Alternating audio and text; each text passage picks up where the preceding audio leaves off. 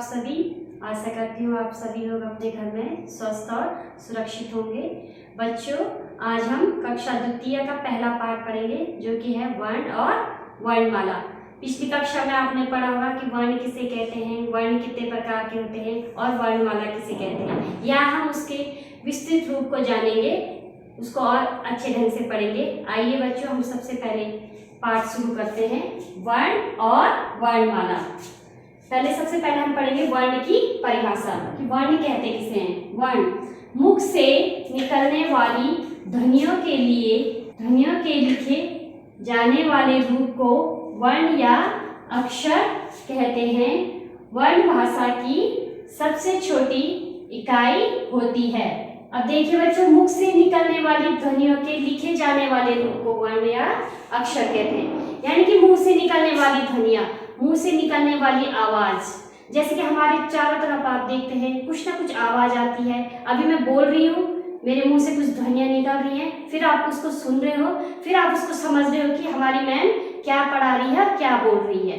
जैसे कि आप सुबह सुबह देखते होंगे या कभी भी चिड़िया क्या करती है, ची ची की आवाज। कैसी आवाज करती है चिड़िया? जैसे बच्चों, चिड़िया क्या करती है, ची ची की आवाज। कैसी आवाज निकलती है चिड़िया के मुंह से? ची ची। तब आप इस ध्वनि को सुनते हो, चिड़िया के मुंह से आवाज निकली ची ची, और आपने इस ध्वनि को सुना, तब आपको पता चला कि चिड़िया क्या करी, चहचहा रही है। वैसे ही आपको कुत्ता भौं भौं करता है, भौं भौं। जब आपने आवाज सुनी, आपके कानों में आवाज आई, तब आपको पता चला कि कुत्ता भौंक रहा है। इसी के लिखे जाने वाले रूप को देखो, ये ध्वनि निकली चिड़िया के मुंह से ची ची, फिर हमने सुना, फिर हमने वो लिखा। इसी रूप को क्या कहते हैं? वर्ण। यानी कि यही क्या है, वर्ण या अक्षर। अब देखिए बच्चों, वर्ण भाषा की सबसे छोटी इकाई होती है। और वर्ण जो होता है वो कोई सी भी भाषा हो, जैसे हिंदी हो, इंग्लिश हो, गुजराती, मराठी, कोई सी भी भाषा है आपकी, उसकी सबसे छोटी इकाई होती है। इससे छोटे और कुछ भी नहीं होता है। अब इस सलगम ये शब्द लिखा है, इसके माध्यम से हम समझेंगे कि कैसे वर्ण भाषा की सबसे छोटी इकाई होती है। अब ये मैंने लिखा है यहाँ पे सलगम, ये एक शब्द है। अब मैं इसको वर्ण विच्छेद करूंगी, यानी कि इसे अलग अलग लिखूंगी। आप ध्यान से देखिएगा, स अ आया पीछे से, ये हलंत अ। अभी हम बच्चे इसको वर्ण विच्छेद कर रहे हैं। फिर हम लिखेंगे ल हलन अ, वैसी ग हलन अ, और म हलन अ। क्योंकि व्यंजन है स, और ये किसकी सहायता से बने हैं? स्वर की सहायता से। तो इस चिन्ह को क्या बोलते हैं बच्चों? हलंत। इन चिन्ह को बोलते हैं हलंत। अब मैंने इसमें वर्ण विच्छेद कर दी, और मैं इस वर्ण को अब और नहीं तोड़ सकती हूँ। इसको उसके अब हम टुकड़े नहीं कर सकते हैं। ये इतना ही हो सकता है। यदि मैं चाहूँ कि मैं इस अ को तोड़ूं, तो मैं अ को नहीं तोड़ सकती हूँ, ना ही अब मैं इस स हलंत को तोड़ सकती हूँ। अब देखिए, यही वर्ण है, यही क्या है, लास्ट में जो पहले था, यही क्या है? वर्ण। इसी को हम क्या बोलते हैं? वर्ण। इसलिए कहा गया वर्ण भाषा की सबसे छोटी इकाई है, जिसके और टुकड़े नहीं किए जा सकते हैं। अब हम पढ़ेंगे कि वर्ण कितने प्रकार के होते हैं। बच्चों, वर्ण दो प्रकार के होते हैं। पहला है स्वर, दूसरा व्यंजन। अब सबसे पहले हम स्वर की परिभाषा देखेंगे। स्वर जिन वर्णों के उच्चारण में किसी अन्य वर्ण की सहायता नहीं लेनी पड़ती है, उन्हें स्वर कहते हैं। इनकी संख्या 11 होती है। अब बच्चों, जिन वर्णों के उच्चारण, मतलब जिन वर्णों को हम बोलते हैं बिना व्यंजनों की सहायता से या बिना किसी अन्य वर्ण की सहायता से, जिनका उच्चारण हम करते हैं, उन्हें हम क्या कहते हैं? स्वर। और इनकी संख्या कितनी होती है? 11। देखिए, अब अ, आ, इ,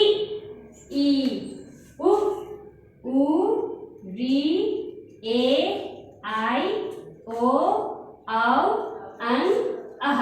ये देखा होगा आपने, मैंने यहाँ पे स्वर लिखे हैं। इनका उच्चारण बिना अन्य किसी वर्ण की सहायता से हो रहा है, जैसे अ, आ के पीछे आ, ई, इनके पीछे अन्य कोई वर्ण नहीं आ रहे हैं। और इनकी संख्या कितनी होती है? 11।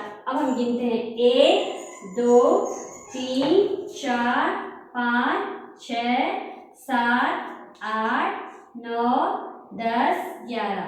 केवल कहाँ तक होते हैं स्वर? अ से लेकर आओ तक इतने होते हैं। और अंग और अह स्वर नहीं होते हैं। अंग को हम क्या बोलते हैं? अनुस्वार, और अह को बोलते हैं विसर्ग। केवल अ से लेकर आओ तक हमारे स्वर होते हैं। अब बच्चों हम देखेंगे व्यंजन किसे कहते हैं।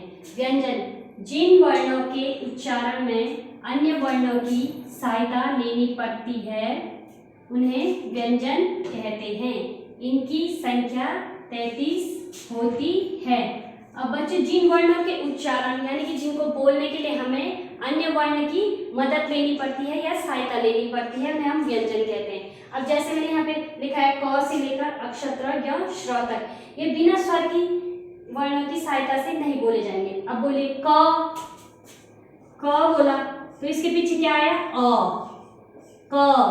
वैसे ख के पीछे भी क्या आया? अ। ट के पीछे भी क्या है? अ। यानी कि स्वर आया कि नहीं आया सबके पीछे? वैसे ही क से लेकर श्र तक सबके पीछे से अ, श्र, त्र सबके पीछे अ आया। तो इसीलिए परिभाषा में लिखा गया है कि जिन वर्णों के उच्चारण में स्वर की मदद लेनी पड़ती है उन्हीं को हम क्या कहते हैं? व्यंजन। और इनकी संख्या कितनी होती है? 33। हम गिनते हैं बच्चों 1 2 3 4 5 6 7 8 9 10 11 12 13 14 15 16 17 18 19 20 21 22 23 24 25 26 27 28 29 30 31 32 33 34 35 36 37। अब यहाँ पे तो पूरे व्यंजन कितने हो गए? 37। लेकिन हमने कितना बोला? 33, यानी कि क से लेकर ह तक। केवल व्यंजन कहाँ से होते हैं? क से लेकर ह तक। इसको हम कहते हैं व्यंजन। और अक्षर त्र य श्र को हम क्या कहते हैं? संयुक्त व्यंजन। इसलिए व्यंजनों की संख्या होती है 33। बच्चों हम पढ़ेंगे कि वर्णमाला किसे कहते हैं। आइए हम सबसे पहले वर्णमाला की परिभाषा देखते हैं। वर्णमाला वर्णों के व्यवस्थित क्रम को वर्णमाला कहते हैं। वर्णों को एक व्यवस्थित क्रम में लिखने को वर्णमाला कहते हैं, जिसमें कि स्वर, व्यंजन, संयुक्त व्यंजन सभी आते हैं। तो एक क्रम एक के बाद एक वर्ण आता है उसे हम क्या कहते हैं? वर्णमाला। आपको दिख रहा है स्वर लिखे जैसे अ से लेकर अह तक, व्यंजन लिखे क से लेकर श्र तक, संयुक्त व्यंजन अक्षर त्र य श्र, ये सब एक के बाद एक लिखे। यदि मैं यहाँ पे लिखूं अ आ उ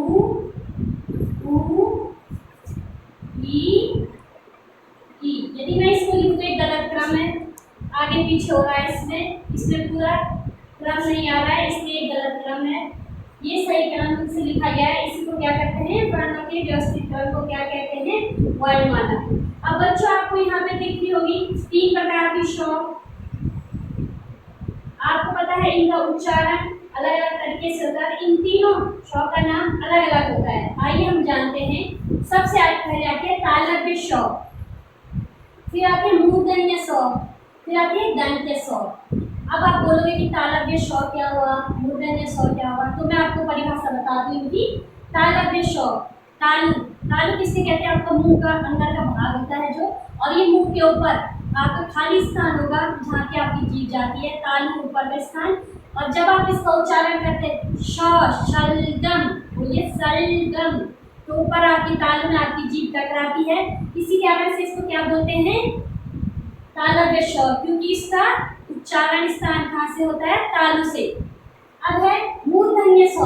मूर्धन्य स्व किसे कहते हैं? आपके तालु का अग्रभाग यानी कि मुंह में जो ऊपर का स्थान है उसके आगे का भाग और आपके दांतों से पीछे का भाग, यानी कि षट्कोण। बोलिए आप ष, आप खुद उच्चारण करके देखिएगा अपने घर पे। षट्कोण, आगे की जीभ हमारी तालु के आगे के भाग को स्पर्श कर रही है, इसलिए इसको क्या करते हैं? कहते हैं मूर्धन्य श। अब है लास्ट में दंत्य स, से। देखो ये हमारे दांत के पीछे टकराती है हमारी जीभ। बोलो से, स। ये कहाँ हो रही है? दांत के अग्र भाग में पीछे की तरफ टकराती है जीभ, इसलिए इसका नाम क्या है? दंत्य स। क्योंकि इसका उच्चारण कहाँ से होता है? दांतों के अग्र ऊपर के भाग से। अब आपको पता चल गया होगा कि इस तालव्य श, तालु से इसका उच्चारण होता है, इसलिए इसको तालव्य श कहते हैं। मूर्धन्य श, तालु के अग्र स्थान से इसका उच्चारण होता है मूर्धन्य स। दंत्य स, आपके दांतों के विभाग से इसका उच्चारण होता है, इसलिए इसको क्या बोलते हैं? दंत्य स। अब हम पढ़ेंगे अं, अह को क्या क्या कहते हैं।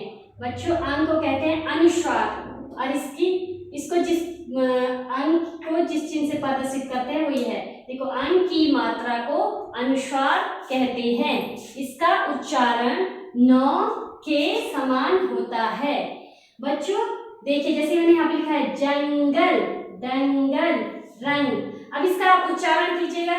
जंग आ रहा है ना न, रंग, रंग न आ रहा है। वैसे दंग न, इसलिए कहा गया कि इसका उच्चारण किसके समान होता है? न, यानी कि जब हम इनको बोलते हैं तो न की ध्वनि निकलती है। अब देखिए विसर्ग, विसर्ग का चिन्ह है ये, मतलब अह की मात्रा को विसर्ग कहते हैं। इसका उच्चारण ह के समान होता है। किसके समान होता है इसका उच्चारण? ह के समान।